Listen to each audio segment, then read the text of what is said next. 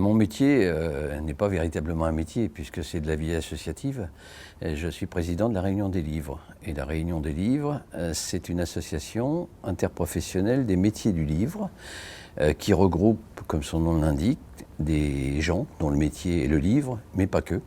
Donc des bibliothécaires, des médiathécaires, des éditeurs, des libraires, des auteurs, des illustrateurs, au sein donc de cette association interprofessionnelle qui a été créée en 2009, donc il y a 12 ans d'existence, et qui est à La Réunion, on va dire, quelque chose comme un pendant de Centre régional du livre.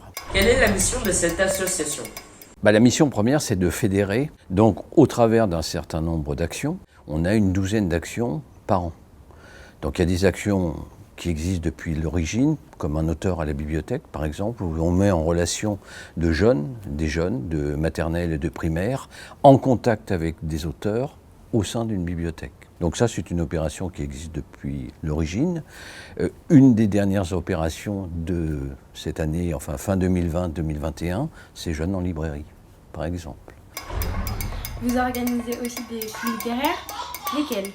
Un prix littéraire, si on prend l'exemple du Grand Prix du roman métis, là c'était un souhait de la ville de Saint-Denis d'avoir un prix international du livre. Bon, parce qu'à l'époque où a été créé le prix des lycéens, le prix du roman métis des lycéens, le concours des lycéens n'était pas accessible à nos lycéens réunionnais. Donc on trouvait ça anormal, dommageable, et donc on a dit, à partir d'une partie de la sélection, on va proposer à nos lycéens, au travers des CDI de lycée principalement, 4 romans qui nous semblaient, et c'est toujours compliqué de les choisir, bien sûr, chaque année, qui nous semblaient lisibles, intéressants pour des lycéens, leur ouvrant d'autres horizons, puisque quand même le but premier d'un livre, c'est d'ouvrir, d'élargir, de faire voyager, de transcender le réel. En plus, quelquefois, de très jeunes auteurs, donc leur montrer aussi que l'écriture, c'est tout à fait accessible.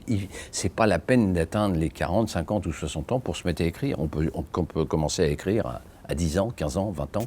Et donc on a été amené à lauréater des auteurs jeunes. Je pense en particulier à Mohamed Bougarsar, qui avait 25 ans quand il a obtenu le Grand Prix du roman métis, que j'ai emmené aussi dans les lycées. Et là, les jeunes qui sont en terminale ou en première, qui ont 17, 18 ans, quand ils voient un auteur récompensé qui a à peine 10 ans de plus qu'eux, quelque chose se passe. Il y a une espèce de transmission et je pense qu'ils doivent se dire « et pourquoi pas moi ? Pourquoi je ne serai pas un jour à sa place ?» Voilà. C'est le cas aussi cette année, enfin l'an passé, de Gaëlle Bellem, qui est une jeune femme qui a eu le Grand Prix du roman métis, réunionnaise, et qui a une trentaine d'années. Donc pourquoi, voilà, je pense que la plupart des jeunes filles réunionnaises peuvent s'identifier à Gaëlle.